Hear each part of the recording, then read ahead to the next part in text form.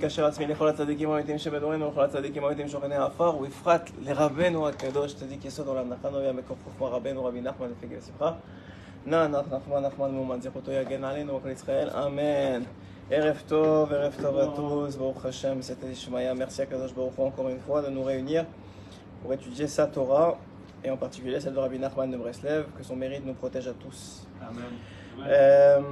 Donc on est rentré depuis quelques jours dans le mois d'Elul et c'était important pour moi et pas seulement pour moi, je pense que c'est important pour chacun d'entre nous de ne pas rater l'occasion qu'est le mois d'Elul. Alors c'est évident pour les grandes tzadikim, mais ça l'est moins pour ceux qui sont dans le quotidien de cette vie et qui peut-être ne réalisent pas quelle est la chance qui nous est donnée.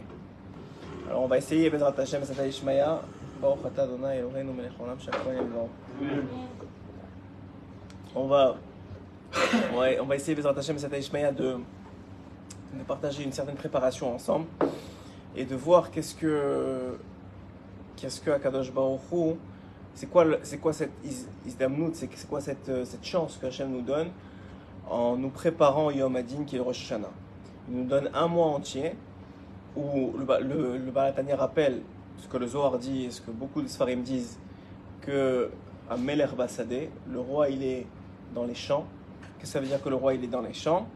Ça veut dire il descend pour nous à des niveaux, vous savez, on l'a expliqué dans plusieurs shiurim, il y a différentes midotes, que le monde a été créé avec différentes midotes, avec différentes midotes, et chaque mida correspond à une sphère céleste, et chaque sphère céleste, elle s'entrelace pour arriver jusqu'à notre monde. Donc Kadosh Baruch Hu, finalement, nous explique le Baal HaTanya, et Rabbeinu va rentrer dans l'idée ici, puisque tu voulais un shiur d'amour, alors voilà, ça va rentrer dans ça. Il nous aime tellement qu'il a dit: je comprends toute l'année que le Yetzer Hara il est là, que vous avez les vacances et le travail, et quand c'est pas le travail c'est le problème de la parnassa, quand c'est pas ça c'est Shambaït, quand c'est pas Shambaït c'est les enfants, quand c'est pas ça c'est pas ça. Mais donc c'est très difficile et le monde fait en sorte qu'on a des écrans entre moi et lui, entre moi et vous. Donc je vais choisir un mois, le mois juste avant l'examen final de l'année, juste avant que je suis censé, que les 24 tribunaux célestes sont censés vous juger, pour descendre, c'est-à-dire pour diminuer, parce qu'il est toujours là Hachem, mais pour diminuer les écrans qui y a entre moi et vous vous permettre un accès plus facile. Un accès plus facile à quoi? À moi. Ça a été préparé, tout ça a été préparé par Moshe Rabbeinu déjà, puisque la période qui sépare Rosh Chodesh Elul de Yom Kippourim, c'est les 40 jours que Moshe Rabbeinu est monté après chercher l'étape de la loi, pour demander pardon à Hachem au nom du peuple. Donc ça a laissé une empreinte dans le temps, et chaque année, ce temps-là est sanctifié par la relation qu'a créée Moshe avec Hachem à ce moment-là, et par le fait que Hachem, pendant toute la période, a permis à Moshe de se rapprocher de lui, a permis à Moshe de répondre aux anges en s'accrochant au Kisei HaKavod, a permis à Moshe de trouver grâce aux yeux d'Akadosh Baruch Hu et d'être pardonné. C'est la même chose pour chacun d'entre nous. Hachem il dit: je vous donne cette chance-là de vous rapprocher de moi et de vous comporter avec moi, pas comme un père, parce que souvent pour les parents on le sait, le père il a cette relation avec l'enfant qu'il a une responsabilité d'éducation. Et cette responsabilité d'éducation, elle emmène un certain type de din, de rigueur nécessaire à l'éducation d'un enfant. Et on le sait très bien, le mois d'Elul, il y a 15, je voulais avoir les références mais je les ai oubliées à la maison, mais il y a 15 pasukim dans la Torah qui représentent les rachet tevot du mois d'Elul, c'est-à-dire qui forment les lettres du mois d'Elul, Aleph, Lamed, Vav, Lamed, et qui rappellent les choses qu'un homme devrait faire pendant le mois d'Elul, comment il devrait se renforcer dans le mois d'Elul. Celui qui est le plus connu, c'est Ani Ledodi Vedodili, je suis à mon bien-aimé et mon bien-aimé est à moi. Mais si vous remarquez bien dans le langage commun en hébreu, Dodi, c'est pas bien-aimé, c'est oncle. Un Dod, c'est un oncle. Alors, explique les Chachamim que la relation qu'Akadosh Baruch Hu veut créer avec nous, c'est une relation qui n'a pas besoin quand un oncle il vient voir son neveu, si c'est un oncle qui est proche et qui aime son neveu, il n'a pas cette relation d'éducation, il n'a pas cette relation de vouloir, il peut pas, même s'il fait des bêtises, il ne va pas vouloir le punir. Il est là pour amener les cadeaux et pour avoir une relation fun avec son neveu. Alors la même idée ici, elle est que Kadosh Baruch Hu, il te dit ce mois-ci, j'essaye de mettre le moins de rigueur possible. On sait que chaque mois, il a un certain tsérouf, il a une certaine façon que le nom d'Hachem il est dévoilé. Et dans le nom d'Hachem dévoilé pendant le mois d'Elul, c'est un mois de Rachamim. C'est un mois de Rachamim. Comment on a reçu le mois d'Elul? Vous savez probablement que le Midrash dit qu'il y avait 3 mois qui appartenaient à Esav. 3 mois appartenaient à Esav, qui étaient Tammuz, Av et Elul. Et Tammuz et Av sont encore à Esav. Mais Yaakov, en attrapant le Ekev, en attrapant le talon, il a volé le mois de Elul à Esav.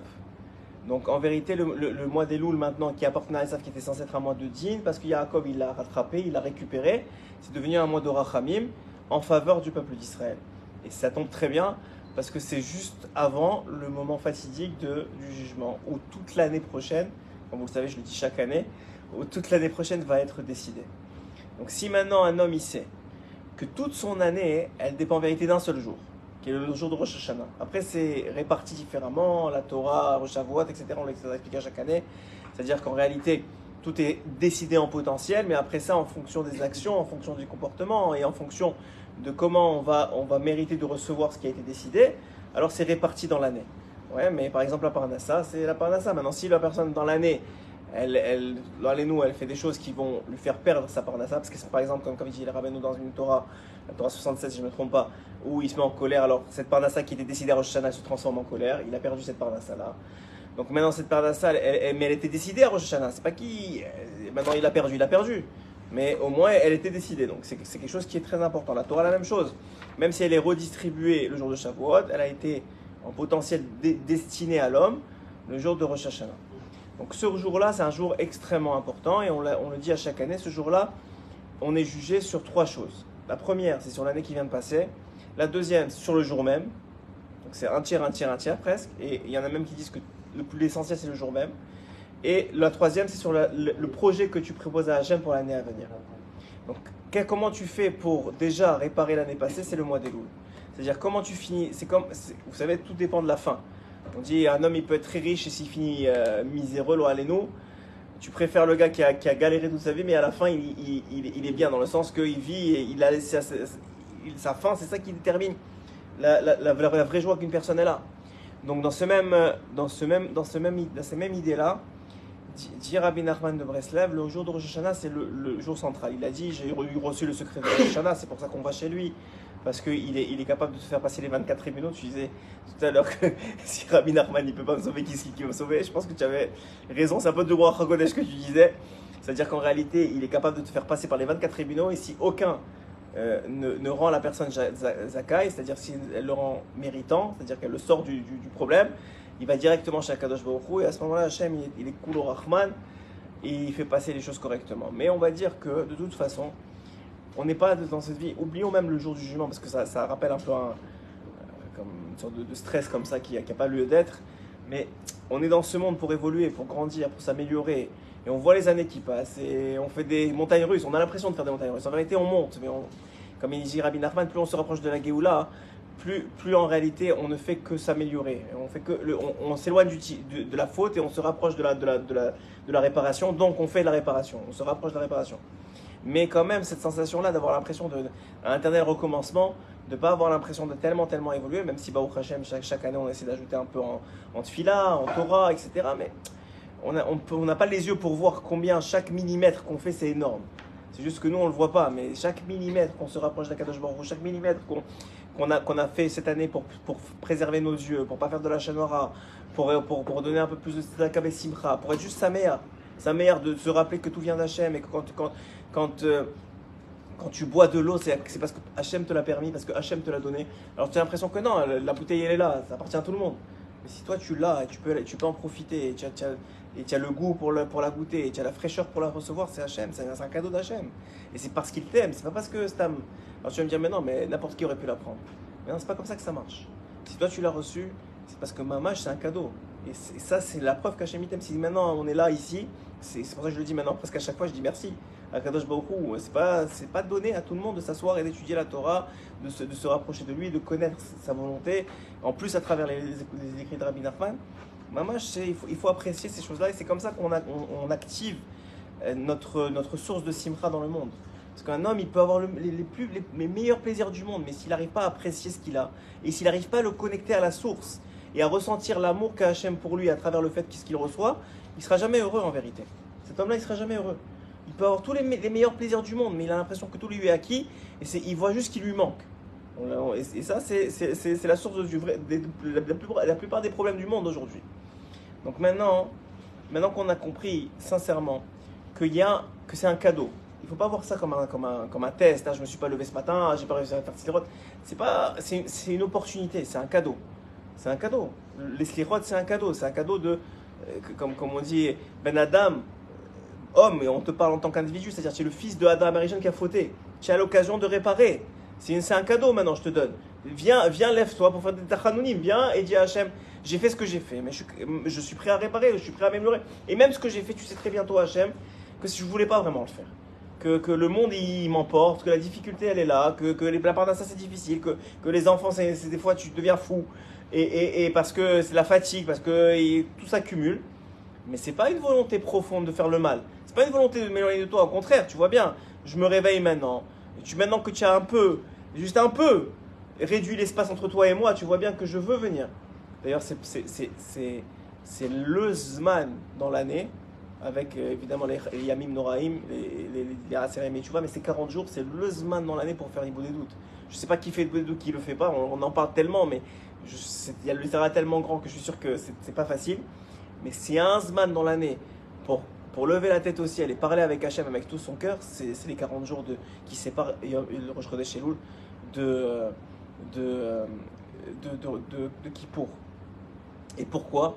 Parce que, encore une fois, si le Melech il est bassadé déjà, s'il est là, alors qu'on peut parler avec lui, qu'on peut épancher son cœur, qu'on peut transmettre, ça c'est un Zman qui est important. Maintenant, il y a une autre chose qui est connue et qui est rapportée à travers les Rashi Tevot dont je vous ai parlé, c'est le fait de l'Arbot, d'augmenter pendant cette période-là, évidemment en tzedaka, en chesed. Tout ce qu'on peut faire de plus, on le fait. Même si on a l'impression que ça va être serré, on le fait parce qu'on sait que de toute façon l'année, elle recommence très bientôt. C'est-à-dire maintenant on est en train de... Le Rabbi Meir il dit dans la Gemara de ne pas dépenser trop, à part pour Shabbat et pour la Torah, parce que ça c'est des choses qui ne sont pas dans le Rosh Hashanah. Mais pour ce qui a été dépensé dans la Rosh Hashanah, de ne pas dépenser trop durant l'année, de peur qu'à la fin il te manque. Parce que tu aurais trop dépensé ce que tu aurais dû avoir dans l'année et il te manque. Mais maintenant que c'est le dernier mois, donc ça va, de toute façon on repart à zéro dans un mois. Donc ce qu'on a, on va le dépenser, de toute façon Hachem il va relancer.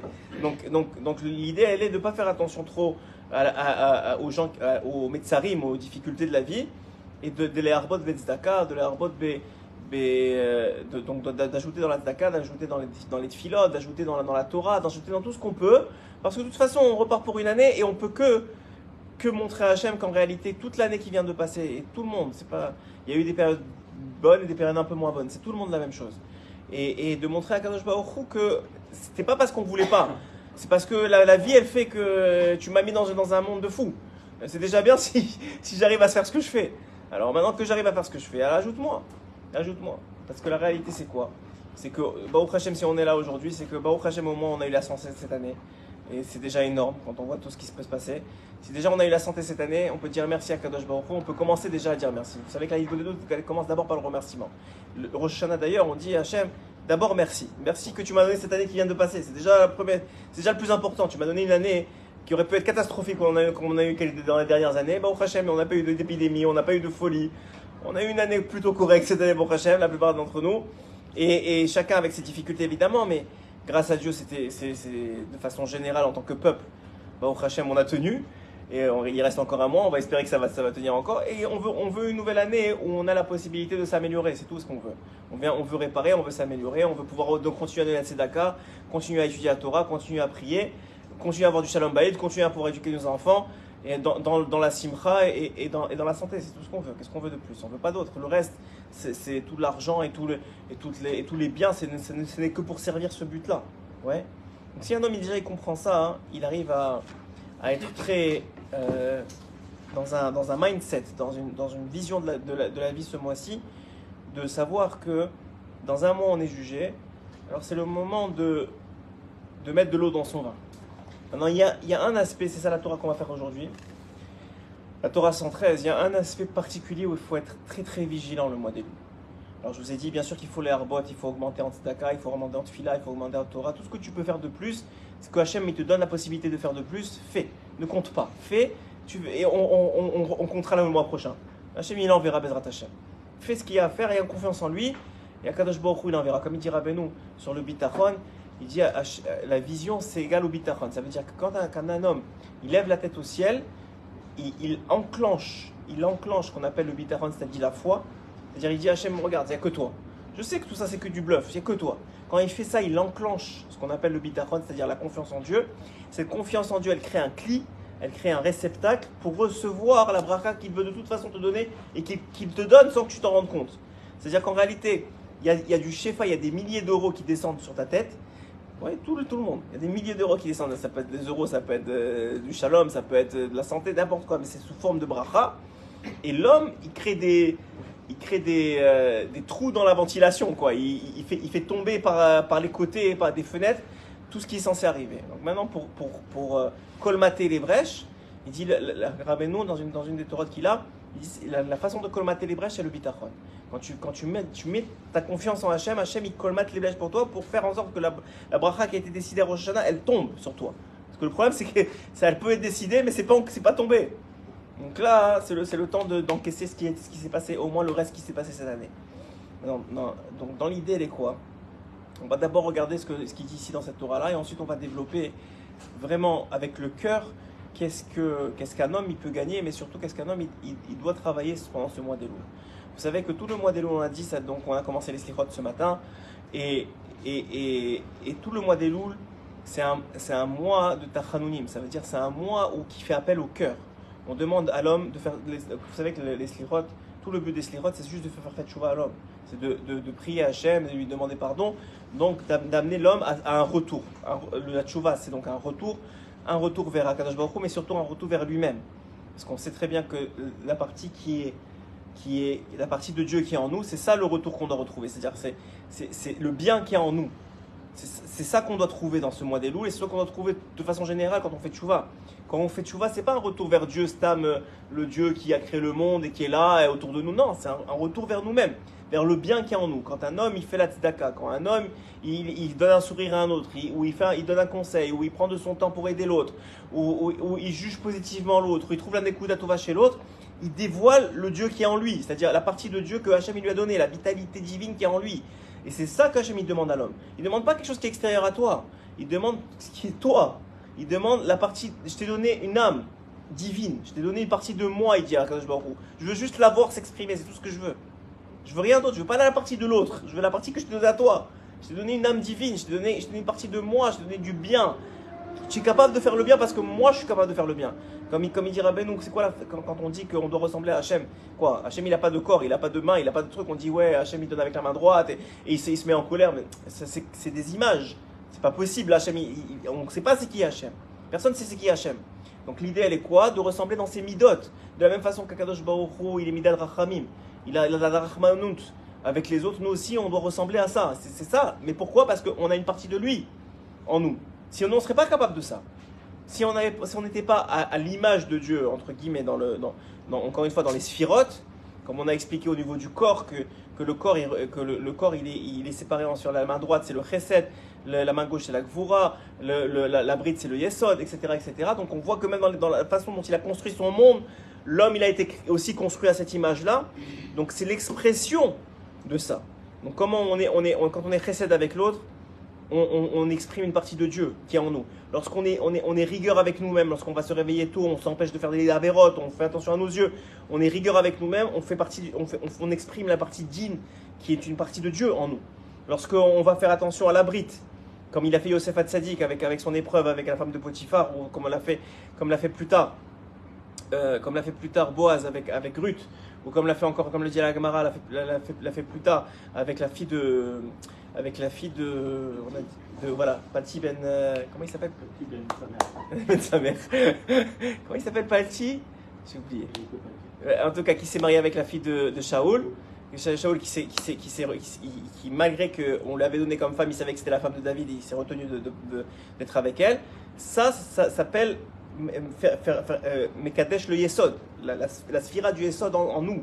Ça veut dire la partie de Dieu, de l'expression de Dieu dans le Yesod, dans le fondement qui est en nous. Donc chaque chose, c'est comme ça que ça marche. Maintenant, ça, c'est être à l'image de Dieu. Maintenant il dit Rabbeinu quelque chose d'extraordinaire dans cette Torah, et on va commencer la Torah et ensuite on va mechaber tout ça ensemble. Donc on va pas lire le premier verset parce qu'on va l'expliquer à la fin, mais je peux vous le lire très rapidement juste en hébreu. Venifra mina adam midato veshelo medato.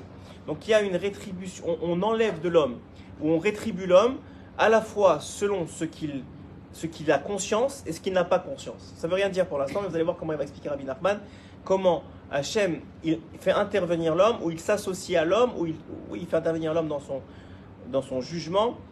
Il fait intervenir la personne dans son jugement à la fois en conscience et en non-conscience. Il va expliquer comment ça marche. Et ceci, il va le dire au nom du Baal Shem Tov HaKadosh, donc son arrière-grand-père, qui kodem kol gzardin sheba olam, que avant tout décret. Là, il parle d'un décret négatif. C'est vrai que tu avais l'impression que c'était, mais c'est aussi vrai pour les décrets positifs. C'est-à-dire qu'avant tout décret dans le monde, et on sait que tout le mois d'Elul prépare le décret des décrets, c'est-à-dire le jour de Rosh Hashanah. Donc, avant tout décret dans le monde, et là, il parle d'un décret négatif, donc il dit Chas v'Shalom, que Hachem n'amène pas ça dans le monde. Comment on fait? Mais asfim kol haolam, on rassemble le monde. Si le décret il concerne tout le monde, on rassemble tout le monde. S'il concerne une partie du monde, on rassemble les gens qui sont concernés. S'il concerne une seule personne, on demande son avis à cette personne-là. Et qu'est-ce qu'on va lui dire? Im maskimim le'adinao. S'ils sont d'accord avec ce jugement. Donc ça veut dire, Hachem il veut décréter quelque chose sur la personne doit être d'accord avec ce que Hachem a décrété. Elle doit être d'accord avec ça. Non, tu n'es pas obligé. Tu peux dire non, Hachem, je ne veux pas. C'est jamais tu parles que dans un monde de vérité, Hachem il ne va pas tricher. Tu es obligé d'aller dans son sens. Non. Alors c'est ça le chidouche. Le chidouche, c'est que c'est pas seulement un Shabbat, c'est toi qui dois être d'accord. En conscience et en non-conscience. On va expliquer comment ça marche. Mais je vais te donner un exemple, qui est un exemple de la Gemara. Il y a une Gemara que j'avais jamais compris avant celui d'écouter Morad, enfin je n'avais jamais compris comme ça avant celui d'écouter Morad. Il y a une Gemara qui rapporte dans Maseret Brachot, tout le monde connaît cette Gemara, où il y a un des sages de la Gemara qui est malade, et Rabbi Yochanan vient le voir et lui dit est-ce que c'est des Isurim be'ahava pour toi? Est-ce que c'est des épreuves d'amour, cette maladie-là? Et le sage lui répond je ne veux ni de ces Isurim, ni de leur Sachar. Je ne sais pas pourquoi, je sais pas. Et qu'est-ce qui se passe à ce moment-là? Il lui dit donne-moi ta main. Alors il dit ouais, comme il donne sa main, c'est pas sa main, il donne sa main. Et là il le sort de la chaise et il guérit. J'avais jamais vraiment compris cette main. Et là je viens de comprendre, à travers les mots de Rabbeinu, j'ai compris que c'est quoi le trick que Rabbi Yochanan il essaye de mettre en place avec ce sage-là. Il y en a plusieurs fois dans la Gemara, ça arrive. À chaque fois, c'est la même histoire. Il lui demande est-ce que c'est Chavivim Alecha, est-ce que ça te plaît ces souffrances-là? Parce qu'il y a des sadikim qui cherchent les souffrances pour Mechaper sur les Avodat, etc. Alors la Gemara elle dit lorsque c'est des souffrances qui les empêchent d'étudier la Torah ou de prier, qui les empêchent de prier ou d'étudier la Torah, ça ne les intéresse pas. Et donc, ça, dans cette Gemara-là, les souffrances que ces sadikim vivaient, c'était des souffrances tellement dures qu'ils n'arrivaient même plus à étudier ou prier. Donc ça ne les intéressait pas. Il dit ni je veux ça, ni je veux le sahar. De là, on apprend qu'il y a un sahar à chaque souffrance. Quelle que soit la souffrance, elle dit même tu cherches de la monnaie et tu croyais qu'il était dans la même poche gauche, mais dans la poche droite, c'est une souffrance. Ça, c'est une petite souffrance, grâce à Dieu, que ce soit que comme ça qu'on ait des souffrances. Mais en tout cas, ça s'appelle une souffrance. Et donc, cette souffrance-là, elle amène un sahar, une récompense. En plus du tikkun qu'elle apporte. Maintenant dans la. Tu veux de l'eau? Tiens, prends la. Dans l'idée qui est rapportée ici dans la Gemara, comment on peut comprendre cette Gemara maintenant à travers les yeux de Rabbi Nachman? En réalité, ce que voulait faire Rabbi Yochanan, c'est faire comprendre aux anges accusateurs, à Dieu lui-même, que le sage en face de lui n'était pas d'accord avec le décret. Et il n'avait pas exprimé encore. Donc il a dit, est-ce que ça t'intéresse ça? Il lui dit, non, je veux pas, ni de ça, ni de ça. Il dit, c'est bon, tu es sûr? Allez, lève la main pour dire que oui. Il lève la main, donne-moi ta main, c'est bon, tu es d'accord que ça t'intéresse pas, ça m'intéresse pas? Le décret, il s'en va. Ça veut dire que si tu dis à Hachem, moi ça m'intéresse pas, je veux pas de ça, tu es obligé d'être d'accord dans l'histoire. Si tu n'es pas d'accord, ça marche pas. Il ne peut pas t'imposer un décret sans que tu sois d'accord. C'est d'ailleurs la raison pour laquelle on a vu plusieurs fois des gens qui avaient confiance en Dieu, ils sont tombés malades dans les noms, mais la famille ne les a jamais laissé tomber, ils ont toujours eu confiance, etc. On a vu des grandes échouades. Et moi, j'ai par exemple un de mes rabbinim un jour qui m'a dit que sa maman était malade très longtemps. Vraiment, des années, elle était malade. Et il ne voulait pas lâcher. Ma mère, elle s'en va pas, ma mère, elle s'en va pas, ma mère, elle s'en va pas. Et un jour, il la voyait tellement souffrir qu'il s'est dit dans sa tête, sans le dire, il a dit dans sa tête, Raval, des fois, c'est mieux de partir, quoi. Le jour même, elle est partie. Il a dit, j'ai regretté toute ma vie d'avoir pensé ça. C'est-à-dire d'avoir été d'accord avec le fait que peut-être elle va partir. Mais des fois, on voit que les gens ils souffrent, on se dit ça ne fait peut-être pas la peine. Mais chaque souffrance, en vérité, il faut comprendre, et c'est toute les lignes de l'euthanasie, pourquoi la Torah n'est pas d'accord, c'est que chaque souffrance, elle vient réparer quelque chose que on aura beaucoup plus de mal et beaucoup plus de souffrance pour réparer dans les mondes futurs. Donc on souhaite pas, nous, parce qu'on n'est pas du niveau. Mais les tzadikim qui comprenaient ça, on a vu par exemple l'histoire de Ish Gamzu dans la Gemara. Lui il disait toujours à Gamzu Letova, tout est pour le bien, tout est pour le bien. Et dans la Gemara pourtant, on voit que un jour il y a un pauvre qui vient le voir. Il passait de ville en ville et chaque fois il transportait 3 ânes, chacun avec un avec des boissons, un avec des gâteaux et un avec de la nourriture. Et donc qu'est-ce qui se passe? Un pauvre qui n'a pas mangé depuis 3 jours, lui il ne sait pas qu'il n'a pas mangé 3 jours, il vient le voir, il lui dit Rabbi, par décennie, donne-moi à manger, donne-moi à quoi? Il lui dit pas de problème, le temps que je descende des affaires, je te donne le meilleur de ce que j'ai. C'était une bonne intention, c'est pas une mauvaise intention. Il dit je te donne le meilleur que ce que j'ai, juste le temps que je descende des affaires. Et le temps qu'il descend des affaires, le pauvre il est mort. Qu'est-ce qu'il a dit? Il a dit Gamzu Letova? Il n'a pas dit Gamzu Letova. Il a dit que la main qui n'a pas donné, elle soit coupée, et que le pied qui n'a pas parlé. Et ça, il s'est maudit lui-même, nous. Et ça a marché, c'est-à-dire c'est ça qui est arrivé. Il a fini sans main, lépreux, il fallait le transporter du lit, la maison allait s'effondrer, il a tout. Mais pourquoi il a fait ça? Est-ce qu'il est fou pour se maudire lui-même? Et alors que il n'y a pas plus positif dans la Gemara que Ish Gamzu. Chaque fois qu'il y avait un truc, il disait Gamzu Leto.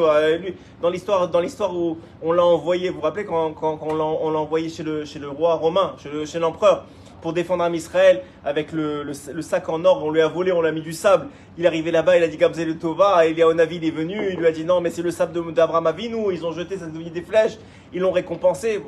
Moi je la fais vite parce qu'elle est connue cette histoire. Donc tu vois que quand les événements lui arrivaient, il disait toujours comme ça. D'ailleurs, il faut s'inspirer de ça. Tout ce qui n'est pas dans notre contrôle, il faut dire Gamzu Letova, c'est Hachem, il le fait pour le bien. C'est pour notre bien, on ne le voit pas, mais c'est pour notre bien. Par contre, quand nous, on a, comme dans le cas du pauvre, on a fait un choix. C'est pas un événement qui nous est arrivé, ça découle d'un choix. Alors là, il faut réparer le choix qui a amené à ça. Ça a amené à une catastrophe. Un homme, il est mort à cause de lui. Mais lui, il ne voulait pas faire du mal. Mais c'est à son niveau à lui, on ne parle pas de... Mais donc, l'idée, elle est quoi? L'idée, elle est pour Nachum Ish Gamzu, que lui, il n'est pas fou, il ne veut pas souffrir, mais il avait compris à son niveau à lui qu'il fallait réparer. Il a dit Hachem, fais-moi ce que tu as dû me faire dans ce monde, que j'arrive net dans le monde futur. D'ailleurs, c'est le secret de David HaMelech. David HaMelech avec comment il s'appelle? Avec celui qu'il a insulté. J'ai du mal ce soir avec les mots, avec les noms. Avec celui qui l'a insulté. Hein? Shimon Ben Gera, ouais. Shimi Ben Gera, c'est ça? Shimi Ben Gera, ouais. Shimi Ben Gera, quand il l'a insulté, et il lui a dit, donc Abner, qui était le général en chef de David HaMelech, il lui a dit je vais le tuer. Il tire au roi, il t'insulte, il n'a pas honte, je vais le tuer. Il lui a dit non, ne lui fais rien, c'est Hachem qui parle avec sa bouche. Kolto. Et la veille de sa mort, il dit à Shlomo HaMelech, il lui dit quoi? Il lui dit tu sais, Shimi Ben Gera, il m'a insulté un jour. Et s'il te plaît, assure-toi que tu t'occupes de son cas et qu'il finisse mort. Alors je comprends pas. Quand il t'a insulté, tu as dit non, ne le tue pas. Et maintenant que tu vas partir de ce monde, qu'est-ce que tu en as à faire de Shimi Ben Gera? Sérieusement, tu pars de ce monde de toute façon. Qu'est-ce que tu en as à faire de Shimi Ben Gera? Alors David HaMelech est tellement sadique, écoutez bien, c'est un chidouche incroyable ça. David HaMelech est tellement sadique que non seulement il ne voulait pas lui payer ses propres fautes, dans le monde à venir, il voulait tout régler dans ce monde, parce que c'est beaucoup plus facile, comme je vous l'ai dit, de le régler dans ce monde. Mais il ne voulait pas que les autres payent à cause de lui dans le monde futur. Donc il a dit, Shimon ben Gera, s'il ne répare pas dans ce monde, il va arriver, et moi je vais le voir souffrir à cause de moi, parce qu'il m'a insulté à moi. Alors il a dit à David Meller, il a Shlomo Meller, son fils, tu t'en occupes avant qu'il parte de ce monde. Qu'est-ce qu'il lui a dit à Shlomo Meller? Il lui a dit, il était Chacham et Kolada, mais c'était le plus Chacham de tous. Il lui a dit, tu restes à Yerushalayim, je te donne tout, une villa, un esclave, ce que tu veux, mais tu sors pas de la ville. Mais il connaissait la nature de l'homme, tu lui dis non à un truc, c'est comme Adam Arishon, tu lui as dit non juste pour un arbre, il a fini dans un arbre. Ouais, donc l'idée elle est quoi? Un jour, la Gemara elle dit, un jour l'esclave il s'est enfui, et Shimon ben Gera il lui a couru après, il s'est pas rendu compte, il était en dehors du troum de Yerushalayim. On est venu rapporter c'est ça à Shlomo Meller, il a donc outrepassé l'ordre du roi et il a fini mort. Mais pourquoi? Pas pour le punir, pour le réparer. Donc ça c'est une autre idée, c'est l'idée de Yoro Apomish Gandu qui se maudit. Donc toute l'idée c'est pas ça, c'est pas ce que je voulais vous dire ici. C'est qu'en réalité ils font donc un accord de la personne à qui ça arrive. Maintenant, comment on obtient un accord? Hachem il sait que c'est pour son bien, parce que lui il sait qu'il faut le réparer. Mais comment on obtient l'accord de l'homme pour lui donner des choses qui pourraient ne pas être bonnes? Et Rabbeinu dit, Chas v'Shalom, on ne veut pas que ça lui arrive. Donc comment ça se fait que l'homme il est d'accord avec des choses pareilles? Alors il dit Rabbeinu, regardez bien ce qu'il lui dit. Et Ta'ish be'atzmo shenigzar alav adin, Chas v'Shalom shoalim oto imhu maskim. La personne elle-même sur laquelle est décrétée la rigueur, on lui demande à lui, est-ce qu'il est d'accord? Et s'il est d'accord, alors on lui envoie Chas v'Shalom la rigueur. Et l'idée c'est quoi? Si on vient, on lui dit, dis-moi, est-ce que la personne elle veut recevoir ça ou ça ou ça cette année? Il a dit non, ça va pas ou quoi? Jamais de la vie, je veux pas savoir ça. Ah, alors on le trompe. Comment on le trompe?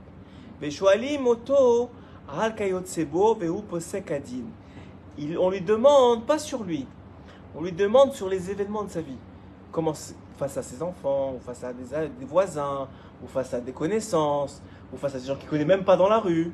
Et lui, il regarde la situation, il est damne la situation, il juge la situation, et maintenant il ne sait pas qu'il est en train de se juger lui-même. Parce que lui, on ne l'a pas mis dans cette situation pour qu'il juge. On l'a mis dans cette situation pour le tester. Comment il va réagir à cette situation-là? Et d'où on sait ça? Rabbi Nachman dit, c'est arrivé dans le Tanakh. À qui? À David Ameler. À David Ameler. Parce qu'on a trouvé chez David Ameler. Quand Nathan Hanavi, Hachem il a envoyé Nathan Hanavi à David, et il lui a dit, dis-moi David, j'ai besoin de toi. Il dit, qu'est-ce que tu as?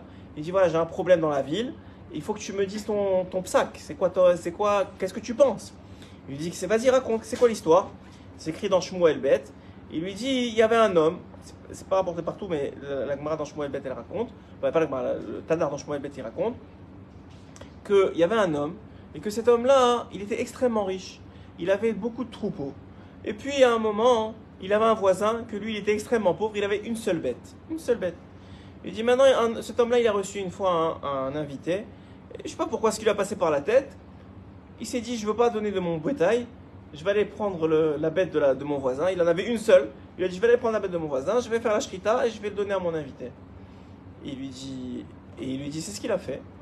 Et le pauvre, il s'est réveillé le matin, il n'avait plus rien. Et non seulement, il lui restait qu'une seule bête dans sa vie. Il avait juste de quoi pour pouvoir s'entretenir et manger un peu, vendre ce qu'il pouvait, de sa laine, etc. Même ça, il lui a pris. David Ameller, il entend ça, il dit quoi? C'est un fou ce gars, mais c'est qui ça? Il mérite la mort. Non seulement il mérite de rembourser la bête en plusieurs exemplaires, mais en plus, il mérite la mort. Alors il dit Nathan Hanavi, monsieur le roi, que ta bouche entende tes paroles, que tes oreilles entendent ta bouche, entendent tes paroles. Il dit quoi? Pourquoi tu dis ça? Il dit parce que ce riche c'est toi. Il dit comment c'est moi? Qu'est-ce que j'ai fait? Il lui dit toi, tu as pris la femme de Uri. Ouais. La femme de Uri, c'est qui? C'était Bathsheba. Que Bathsheba, elle, c'était la femme de Uri. Et il avait une seule femme. Toi, tu es Meller. Tu peux avoir un harem de femmes. Et tu as choisi cette femme-là et tu l'as envoyée. Même si, à Pialacha, il s'est arrangé pour que ça marche. Mais tu l'as envoyée en première ligne du front pour être sûr qu'il va mourir. Et comme on sait très bien qu'une personne qui allait au front, elle donnait d'abord un guet à sa femme. Donc tu l'as forcé à donner son guet, tu l'as envoyé au front, tu étais sûr qu'il allait mourir, il est mort et tu as récupéré sa femme. Ça veut dire quoi? Tu as pris comme cet homme-là, tu as pris la seule chose qu'il avait. Et là, à ce moment-là, David Améler, il réalise ce qu'il a fait, et il fait toute sa vie, il a fait tchouva sur ça. Et c'est pas une avéra. Encore une fois, la Gemara, elle dit, je le répète à chaque fois, quand on parle de David, tout celui qui dit que David il a fauté, ou Toé, il se trompe. C'est pas vrai, il n'a pas fauté. Mais il a fait une chose qui n'était pas de son rang et de sa tzidkout. Donc toute sa vie, il a fait tchouva pour ça. Donc explique Rabbi Nachman, c'est exactement, vous croyez que ça arrive qu'à David Améler? Non, ça arrive à chacun d'entre nous. Hachem, il sait qu'il y a des fautes qui ont été faites. Maintenant, si la personne, toute sa vie, elle travaille sur elle-même, mais c'est un combat, hein, c'est un vrai combat, pour être jugé tout le monde les casse-routes et trouver toujours le positif, être toujours là pour aider, jamais pour critiquer, jamais pour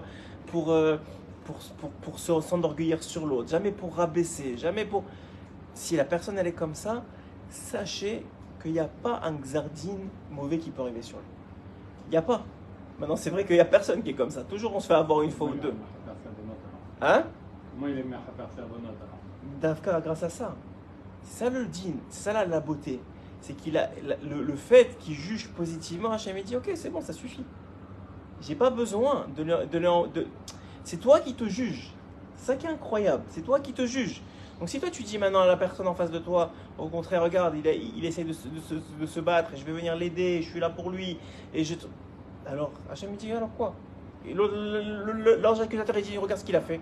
Il dit ok, regarde ce qu'il a fait, mais regarde comment il juge l'autre, regarde comment il l'aide, regarde comment il se comporte avec l'autre, qui a fait la même chose que lui. Donc tu vois quoi? Nous aussi on doit faire la même chose. Si lui il fait déjà avec l'autre, lui qui a un bassar vadam, qui a un yetzirara de malade pour critiquer l'autre, et pour le voir négativement, et pour le crier dessus, et pour le klaxonner, et pour s'énerver avec lui, il fait pas, et il prend sur lui. Que moi Hachem, qui est Melech Malchel Machim, je vais pas me comporter comme lui se comporte. Tu vas me dire moi que je vais lui envoyer des xardines difficiles alors qu'il fait tellement pour s'efforcer de ne pas faire la même chose avec l'autre. En plus que ça, le Baal Shem Tov il dit autre chose dans une autre Torah. Il dit le Baal Shem Tov quelque chose d'incroyable. Il dit c'est pas seulement vrai dans ce monde, c'est vrai aussi dans le monde futur. À 120 ans, on te montre toute ta vie et on te dit pas que c'est toi. Et toi, tu viens et tu dis ouais, regarde-lui ce qu'il a fait, il aurait dû faire ça comme ça. Si tu t'es habitué toute ta vie, c'est un réflexe, c'est une partie de toi maintenant. Ta façon de voir la vie, c'est une partie de toi. Ta façon de juger, c'est une partie de toi. À 120 ans, ça reste avec toi. Donc tu te vois toi, tu sais pas que c'est toi, et tu dis ouais, il aurait dû faire ça, et pourquoi il a pas fait ça, et pourquoi il a crié là, et il s'est énervé, et Boucha, l'énervement, c'est Avodazara, il est en train de faire... Si toute ta vie, c'est ça à quoi tu t'es habitué, à 120 ans, c'est ça que tu fais avec toi-même. Pas seulement tous les Rosh Hashanah. Tous les Rosh Hashanah, c'est sûr, parce que ça dépend de comment tu as jugé les gens, et comment tu t'es comporté avec les autres dans l'année, et en particulier au mois d'Elul. Parce que c'est un mois où on rapproche, on fait les comptes. Et Dafka, je vois, moi par exemple, j'aime le mois d'Elul parce que je vois que les gens ils travaillent sur eux. C'est vrai, des fois tu vois que dans la chaleur de l'été, en Havre, en truc, ouais, moi j'étais à Ocherat cette semaine. Tu vois, le gars il lui a pris son caddie, ok? Je te garantis qu'en Havre il aurait explosé. Mais en Elul, il dit c'est pas grave, c'est bientôt Rosh Hashanah, que tout le monde. Il lui a dit que tout le monde ait une bonne année. Ça y est, je sais que je vais être jugé. Vas-y, prends mon caddie, c'est pas grave. On avance, on n'a pas besoin. On reçoit du date. On comprend que ça. Quand je vais m'énerver pour ça, sérieusement, dans quelques jours, je me fais juger. Je vais m'énerver sur la personne parce qu'elle m'a pris ma place de parking, ou parce qu'elle m'a pris mon caddie, ou parce qu'elle m'a fait une coupe de poisson. Mais je vais être jugé sur la vie ou sur la mort. Qu'est-ce que j'en ai à faire de ces histoires-là? Mais on devrait être comme ça tout le temps, mais on n'a pas cette conscience-là. Et les mois qui appartiennent à Esav, encore pire. C'est des mois de la chaleur et le soleil, et tu sues, et les enfants ils courent, et c'est les vacances, les enfants ils courent partout. C'est pas pour rien que ça appartient à Esav. La colère elle monte. C'est Esav. La colère c'est quoi Esav? C'est un ish de colère, c'est un homme de colère. Donc tu vois que les mois de Av et de Tammuz, c'est des mois très très chauds, dans tous les sens du terme. Baruch Hashem, Elul arrive, qui a été volé par Yaakov. Yaakov ish tam yoshevo alim. Il a le temps de réfléchir sur la situation, il a de la Torah dans la tête, c'est un homme tam, il ne va pas se prendre la tête avec les gens. Au contraire, dans quelques jours je me fais juger, mais au contraire, fais ce que tu veux. Mais Chaper Avonot, prends mes affaires, il n'y a pas de problème. C'est Ish Pashut. J'ai eu une histoire aux enfants, c'est ce Shabbat. Il y a l'Admour Mislovodka, si je ne me trompe pas, l'Admour Mislovodka, c'était un tzaddik gamour, et sa maison elle était ouverte à tout le monde. Celui qui venait, Il rentrait chez lui, il mangeait, il dormait, il faisait tout ce qu'il voulait. Vraiment, c'était extraordinaire. Et un jour, un homme, il est Michoutz Laïr, il vient d'en dehors de la ville. Il vient chez l'Admour, on lui dit où est-ce que je peux dormir, où est-ce que je peux manger. Il dit ouais, va là-bas, Sarnasatochim toute la journée. Il dit ok, alors il va là-bas, et là-bas, il y a l'Admour qui est dans la cuisine.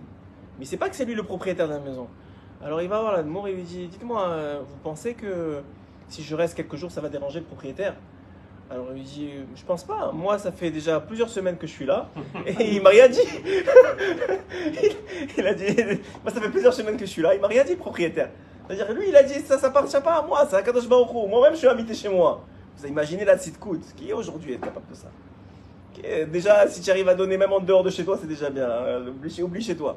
Mais ça veut dire qui est capable de ça, de dire voilà, je suis invité chez moi. Imaginez une chose pareille, vivre. Le dire c'est une chose, la raconter c'est beau, mais la personne elle vit ça en mâche, tous les jours. Et vous croyez quoi, le Tzara il va laisser tranquille? Vous croyez que les gens ils vont débarrasser derrière eux, ils vont lui dire merci à la fin? Non, il y a du Yetzirah et à un moment tu as des nerfs qui vont forcément vouloir monter. Et Hachem il dit non, c'est pas chez moi ici, c'est Hachem, j'ouvre la porte. Ça c'est un exemple pour vous dire combien il y a des gens dans ce monde qui ont réussi à se travailler, qui ont réussi à arriver à des niveaux extraordinaires. Alors on n'est pas à ces niveaux-là, c'est une évidence. Mais qu'on sait qu'on peut arriver à ça et qu'on travaille petit à petit sur nos midotes pour arriver à ressembler à Kadosh Baruch Hu, c'est exactement ce qu'il dit ici. Il ne dit pas ça pour te faire, comme tu as dit au début, pour te faire peur, ou pour te dire tu vas être jugé. Non, il te dit ça, regarde, Chaval. Tu sais très bien, Hachem c'est un cadeau. Vous savez c'est quoi le plus grand cadeau de Rosh Hashanah? Le plus grand cadeau de Rosh Hashanah, je le dis chaque année, le plus grand cadeau de Rosh Hashanah, c'est qu'on sait c'est quand Rosh Hashanah. C'est ça le plus grand cadeau. Tu sais c'est quand l'examen. Il y a les 98% de la population du monde qui ne savent pas qu'ils sont jugés, et ils sont jugés. Tout le monde est jugé à Rosh Hashanah. Il y a 90% qui font n'importe quoi, comme tous les autres jours de l'année, et ils se font taper dessus, parce qu'on est aussi jugé sur le jour même, et ils ne savent pas. Nous, non seulement on le sait, mais on le sait tous les ans, un an à l'avance, et même le mois d'avant, on te dit écoute, rappelle-toi, viens au Slichot, rappelle-toi, c'est bientôt le jour du jugement. C'est pas grave si tu as fauté, on peut tous tomber, mais ce qui est grave, c'est de ne pas reconnaître ses fautes et de ne pas vouloir avancer. Ça, c'est grave. Ok? C'est ça l'idée qu'il dit ici. L'idée qu'il dit ici, c'est que une des choses qu'un homme il peut faire dans ce monde, une des choses qu'un homme il peut travailler dans ce monde, c'est sa relation avec autrui. C'est-à-dire qu'en réalité, Hachem il teste l'homme en fonction de comment il se comporte. Et ça peut être des gens très proches de nous. C'est souvent des gens très proches de nous parce qu'on permet plus. On appelle ça je te connais par idée, c'est ça, la familiarité, je ne me rappelle plus, c'est quoi la blague là? C'est que les gens qu'on ne connaît pas, on les respecte beaucoup, les gens qu'on connaît, on se permet plein de choses avec eux. Ouais. Donc ça veut dire, l'idée c'est quoi? L'idée c'est simplement que les tests ils sont là. Quand on est tous tombés dans le panneau, que ton fils il fait un truc et tu le remets en place et une semaine après tu fais la même chose. Donc tu dis, je sais pas moi, tu reproches à ton fils d'avoir mangé l'assiette, que l'assiette elle l'a mangé. Et tu te retrouves, si on prend une caméra une semaine plus tard, t'es pas mieux que lui. Donc ça veut dire, mais toi tu as une obligation d'éducation pour ton fils, il n'y a pas de problème. Mais ça veut dire, dans ton cœur, tu dois savoir qu'il y a un travail à faire dans tous les sens, tu comprends? C'est vrai pour tout. Donc la réalité, elle est quoi? La réalité, elle est... Enfin la réalité. L'idée, elle est quoi? L'idée, elle est que dans celui que de Moran, Rabbeinu, il dit voilà la chose suivante. Il dit, tu as l'occasion, pendant le mois d'Elul, de te rappeler, parce qu'on est tellement proche, qu'il y a un jugement le jour de Rosh Hashanah, que ce jugement va déterminer toute ton année à venir. Mais je ne parle même pas d'argent, pas d'argent, de la capacité que tu as de continuer à faire le travail que tu es venu faire dans ce monde. C'est-à-dire de réparer, de faire les fêtes correctement, de faire les shabbats correctement, de marier tes enfants dans la santé, c'est des choses que tout le monde voudrait. On ne parle pas d'extravagance, des choses simples. De pouvoir profiter chaque jour. Il y a des jours que tu passes, tu te dis mais j'ai fait que m'énerver aujourd'hui. Les enfants ils m'ont rendu fou, les shalom bayit c'était pas ça, le travail j'ai eu que des problèmes.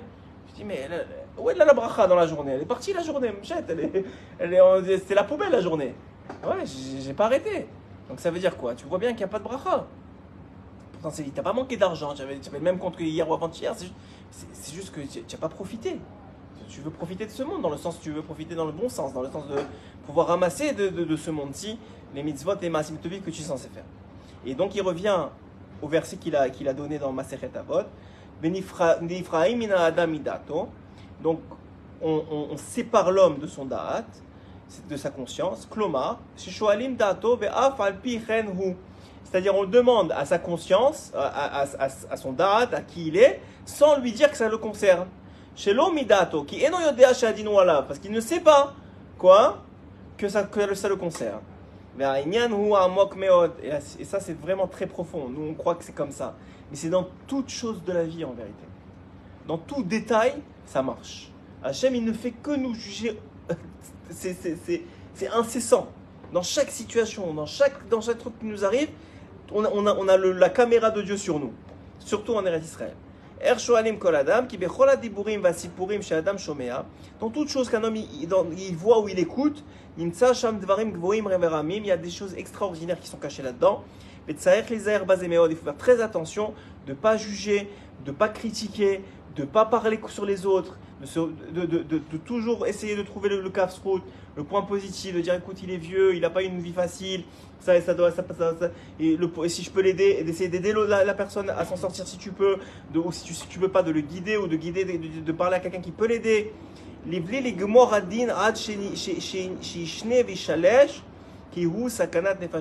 s'en sort pas comme ça, c'est sakanat nefashot, c'est une question de vie ou de mort. Ouais. Et ça, c'est une chose qui est très profonde et qui est très ancienne, qui est basée et même dans les choses qu'on te raconte. On te raconte une histoire, on te raconte un fait qui est arrivé. Ta femme, elle te dit, tu sais, j'ai vu ça aujourd'hui. Ne rentre pas, ne tombe pas dans le panneau. Quand la Mishnah elle dit il faut pas beaucoup parler avec sa femme, c'est pas dans les mauvaises choses, c'est pas dans la construction, dans l'éducation, c'est dans les choses comme ça, où on te raconte un truc qui est arrivé, et toi tu tombes dans le panneau, ah ouais, il aurait dû faire ça, et comment il s'est permis ça, mais tu vois pas que c'est le savon, c'est la pente glissante, il s'est fait exprès.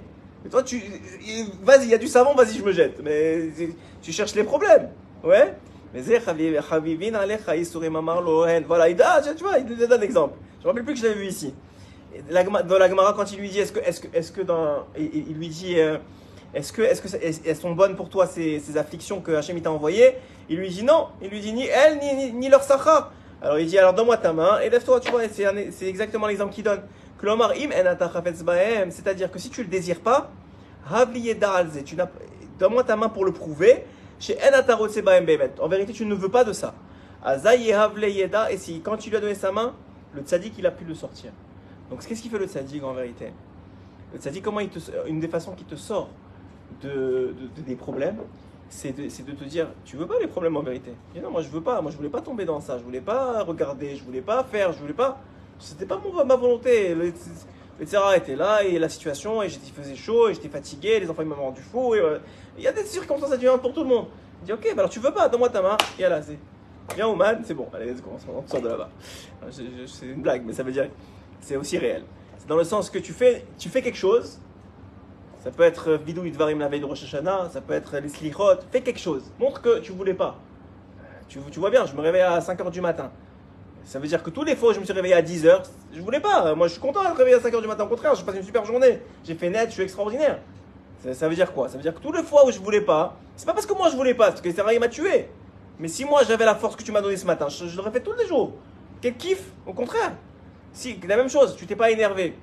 Tu dis quoi, Hachem? Tu vois bien que c'est ça que je veux, moi. Je veux pas m'énerver. Moi, je suis pas content que je suis un guibord. Que je me suis pas énervé, que j'ai un shalom bayit, que j'ai bien éduqué mon fils, je me suis pas énervé contre lui, je l'ai éduqué au lieu de lui mettre une tacha, au lieu de simplement de lui crier dessus. Ça veut dire quoi? C'est que ça que je veux.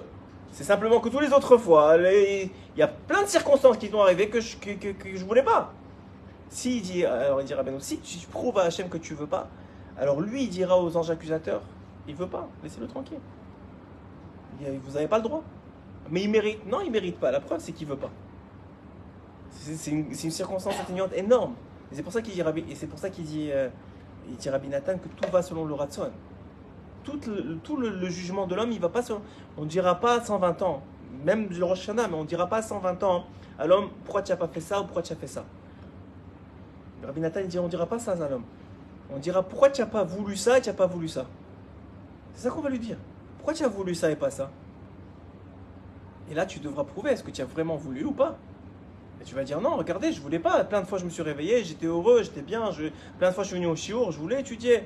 C'est juste que là, tu m'as mis une histoire là, et tu m'as mis une histoire là, mais j'aurais pas. Moi, je kiffe étudier la Torah, moi, je kiffe être avec toi, Hachem, moi, je kiffe faire Shabbat. Moi, celui qui connaît Shabbat, qu'est-ce qu'il veut? Il va aller se rendre fou dans ce monde-ci.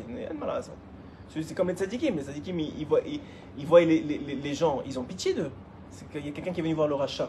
Il donnait beaucoup d'argent au Rachar pour sa yeshiva. Et un jour, il lui a dit, Kvod Harav, c'est vrai que je vais avoir le même Olam Haba que vous. Il lui dit oui, tu donnes à la yeshiva, moi et toi, on est à côté Olam Haba. Il dit, oh Rachar. Le Rachar lui a dit, mais tu n'as pas le même Olam Haba que moi. Il a dit, par contre, tu n'as pas le même monde, le monde d'ici-bas, tu n'as pas le même que le mien. Ça veut dire quoi? Ça veut dire qu'en réalité, il avait pitié de lui. Il lui dit, ok, tu as le même Olam Haba que moi. Tu as le même monde futur. Mais tu n'as pas ce monde-ci. Tu sais combien tu perds dans ce monde-ci? Moi, j'étudie la Torah, j'enseigne à des élèves, je connais plus Hachem, je suis connecté avec lui, je m'énerve pas, ma femme elle me respecte, mes enfants ils m'écoutent. Et toi, Parnassa toute la journée. C'est vrai que tu donnes, tu as le même là-bas que moi. Mais lui, s'il rentre maintenant dans le monde de la Torah, pas sûr qu'il va arriver au niveau du Rav-Shar. 100%. Il aura perdu le Olam Haba et le Olam Hazeh. 100%. Mais en tout cas, c'est ça qui qui va va arriver au niveau du Rav-Shar. Si tu as le ratson, tu peux arriver à ton niveau. Non, parce qu'il n'aura pas fait le Olam Haba du Rav-Shar, vu qu'il ne donnera pas autant. Je sais pas. Tu sais qu'il y a une histoire sur le Baal Shem Tov. Il a demandé un jour à savoir qui était à côté de lui. Dans la Mamal. Ouais, il est sorti un gars que personne ne connaissait, Linda dans l'idée, dans une ville perdue. Et il lui a dit, alors il a dit que c'est pas possible, c'est qui ça? Et lui, il a eu peur pour lui. Il a dit peut-être c'est parce que moi j'ai fait une bêtise, j'ai un Olam de catastrophe. Je dis, ok, je vais pas aller voir, il fait comme d'habitude, il fait son fiat adhérer, il va dans la ville, il demande à parler à la personne. Personne ne sait vraiment qui c'est un vieux monsieur tout pauvre dans une ville, vraiment dans une maison, des bidonvilles. Il va le voir, il tape à la porte, il lui dit est-ce que je peux rentrer chez toi? Il dit non, j'ai pas de manger, j'ai pas rien, va voir quelqu'un d'autre. Il lui dit mais s'il te plaît, j'ai pas où aller, je mangerai pas, je prendrai pas de place, juste je rentre chez toi. Bon, il voit un tzaddik comme ça, il dit bon ok viens rentre, assis-toi. Il lui dit ok, alors il pensait qu'il allait faire la tfila, c'est l'heure de Mincha, il va faire la tfila, tout ça. Il lui dit moi j'ai une condition, si tu rentres chez moi, tu me parles pas de religion, tu me casses pas la tête avec la religion, avec le judaïsme, les prières tu les fais dans ton coin, je veux pas te voir. Et lui toute la journée il était assis à sa table en train de manger, il était vraiment chamel. Alors Shem Tov il comprend pas, il dit c'est un tzaddik nistar, c'est un tzaddik caché qui fait semblant. Il dit je comprends pas, c'est pas possible. Il commence à s'inquiéter, il dit bon je vais essayer c'était jeudi, il dit je vais essayer de rester pour Shabbat, peut-être à Shabbat il va se dévoiler. Donc il supplie de le garder pour Shabbat, au début le monsieur il veut pas, il lui dit s'il te plaît je te paye, je te donne de l'argent, laisse-moi rester Shabbat. Bon il dit ok, à la fin il accepte et il reste pour Shabbat. Et Shabbat la même chose. Le kiddush de vendredi soir hyper vite, le gars il fait Shabbat mais à peine, les tfilotes, n'en parlons pas, il mange, il fait tout Shabbat, il fait que manger. À la fin de Shabbat, il dit c'est pas possible, j'ai dû faire une grosse bêtise, c'est pas possible d'avoir le même Olam que cet homme-là. Alors il lui dit mais dis-moi quelque chose que tu fais à part manger. Il dit non je fais rien, je m'assois et je mange du matin au soir. Je dis mais pourquoi? Il me dit je vais te dire pourquoi. Mon père, quand j'étais très petit, c'était un grand Baal Chesed, un grand tzaddik, un grand Talmid Chacham. C'était un businessman aussi. Et un jour, il m'a amené avec lui en route dans une ville où il devait travailler, où il devait faire du business. Et sur la route, on s'est fait attaquer par des brigands. Et ces brigands-là, ils ont su qu'il était juif, ils ont pris tout l'argent, ils l'ont attaché à moi et lui, ils l'ont attaché à un arbre et ils ont mis le feu. Et moi, par un miracle, j'ai réussi à me détacher parce que j'étais menu et petit. Et j'ai dû me détacher, je suis parti. Et lui, je l'ai vu sous mes yeux, j'ai vu sous mes yeux brûler. Et j'ai dit depuis ce jour-là, je vais faire que manger, que au moins si quelqu'un il m'attrape parce que je suis juif et qu'il me brûle, ça prendra plus de temps que mon père. Et écoute bien. Et le Baal Shem Tov, il lui a dit maintenant je comprends pourquoi j'ai même là-bas que toi. Toute ta vie, tu as mangé par Kiddush Hashem. Tu t'es préparé à mourir par Kiddush Hashem. Toute ta vie, tu as mangé par Kiddush Hashem. Qu'est-ce qu'on sait, nous? Le gars, on le voit comme ça. Qu'est-ce qu'on va dire? Mais c'est un raté. Mais qu'est-ce qu'il fait de sa vie? Enfin, pas nous, mais les gens qui ne sont pas habitués à chercher comme ça. Baal Shem Tov, il a cherché. Il veut comprendre ce qui se passe. C'est pas possible. Ouais. Ça, c'est le Inyan du Baal Shem Tov, c'est l'Inyan de Rabbeinu, de trouver la Nekuda Tova. Rabbeinu, il dit pourquoi il faut se Rabbi Nathan, il dit pourquoi il faut se réveiller le matin avant Netz. Pourquoi? Il dit c'est une ségoula. C'est une ségoula pourquoi? Ségoula, c'est-à-dire c'est une préparation pourquoi? Il dit de la même façon c'est d'ailleurs la première ligne du Shulchan Aruch, de Meorer HaShachar, que toi tu lèves le soleil. Il dit pourquoi il faut lever le soleil? Il dit parce que si tu le fais physiquement, c'est-à-dire que tu te réveilles pendant qu'il fait nuit et toi tu lèves le soleil, alors spirituellement, puisque tu l'as fait physiquement, spirituellement tu auras une siyata d'Ishmaya, une aide divine pour le faire aussi. Et c'est quoi le faire spirituellement? C'est dans l'obscurité de ce monde être capable de trouver le soleil, la lumière. La lumière, c'est les bons côtés de ce monde. Chez l'autre, tu vois le bon côté. Dans la situation, tu vois le bon côté. Dans ta femme, tu vois le bon côté. Dans tes enfants, tu vois le bon côté. Il dit, celui qui réveille le chakra, Hachem, il l'aide. Lui, il a fait ce travail-là matériel. Hachem, il aide spirituellement à faire le même travail spirituel. Donc, tu vois quoi. Donc, ça c'est un des plus grands travaux des loups. C'est le travail du jugement positif. Le Baal Shem Tov, on n'a pas beaucoup d'enseignements du Baal Shem Tov. Mais la plupart des enseignements que Rabbi Nachman il rapporte sur son arrière-grand-père, c'est sur le jugement. C'est sur le fait d'être capable de juger positivement. Le Baal Shem Tov, il disait toujours que, en plus, parce que c'est en son nom d'ailleurs, cette Torah-là, mais en plus de cette Torah-là, il disait toujours, et de la Torah que je vous ai dit qui parle du monde futur où on va juger soi-même, le Baal Shem Tov Kadosh, il disait toujours que la Nekuda, le jugement, ça appartient à Dieu. Ouais, ça veut dire c'est qui est capable de juger? Que Kadosh Baruch Hu, il n'y a personne d'autre qui est capable de juger. Donc on ne peut pas être. Rabbi Nachman il dit, c'est une Mishnah qui dit qu'on n'a pas le droit de juger si on n'est pas à la place de l'autre. On ne sera jamais à la place de l'autre. On n'est pas l'autre, donc on ne sera jamais à la place de l'autre. Donc en vérité, on n'a pas le droit de juger. Donc, mais comme Hachem, il a mis en nous un jugement qui n'est pas notre choix, c'est automatique. Tu veux pas, ton cerveau il travaille. Tu veux pas, de toute façon, tu es en train de juger la situation. Tu es en train de juger comment il s'est habillé, comment il s'est comporté, comment il a parlé, c'est automatique. Même si tu le veux pas, alors il dit au moins, puisque Hachem il a fait ça, c'est pour le bien. Donc ça veut dire quoi? Au moins utilise-le pour le bien.